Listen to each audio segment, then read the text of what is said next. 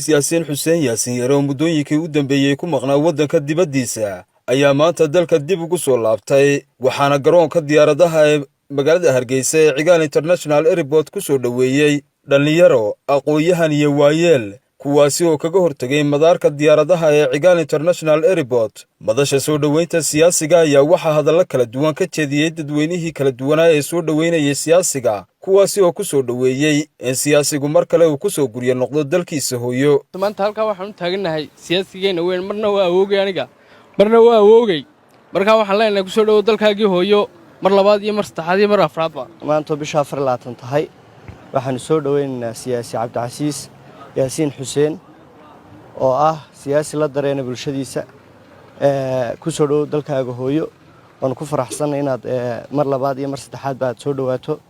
waxaan rajaynayaa insha Allah bidnillaahi kariim inaad noqoto mid ka qayb qaata wada jirka iyo isku haynta bulshada aad matasho ku soo dhawo wadankaagan ku leenahay mar labaad iyo mar saddexaad. Saaka halka waxaan ku soo dhaweynaynaa taariikhdu tahay 24 bishii labaad 2022 siyaasi Cabdicasiis Yaasiin Xuseen oo ka soo kacay dhanka iyo Ingiriiska. siyaasiga waxaan leenahay soo dhawow dalkaaga hooyo ku soo dhawow waxaad ku soo beegantay xilli siyaasadda dalku ay u baahnayd oo ururadiina la furay.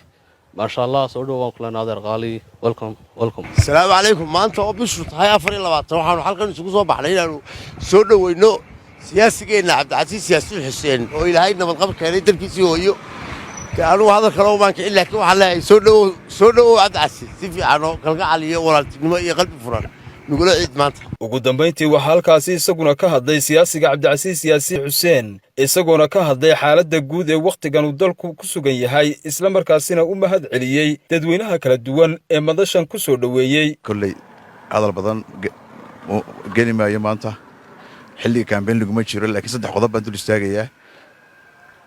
saddexda qodob waxa weeye hambalyeyntii baarlamaanka Ingiriiska iyo ururada dhawaan la furi doono insha Allah ayaan taaban doona haddii la yiraahdo haddaan ku horeeyo hambalyada baarlamaanka Ingiriiska ee dhawaan ka dooday qadiyadda Somaliland waan halkan baan ka hambalyeenayaa.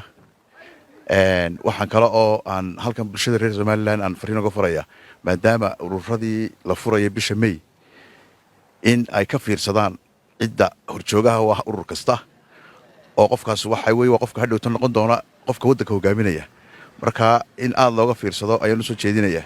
qodobkayga saddexaad waxa weeye waa abaaraha waxaan Ilaahay uga baryayaa in Ilaahay uu ka jabiyo abaaraha iyo sixir bararka dadka isu raacay. dhammaan bulshooyintana waan salaamayaa reer Somaliland meel kasta ay joogaan wadadaan aad u jecel goba samir badan. Maxamed Cumar Daaraq RTN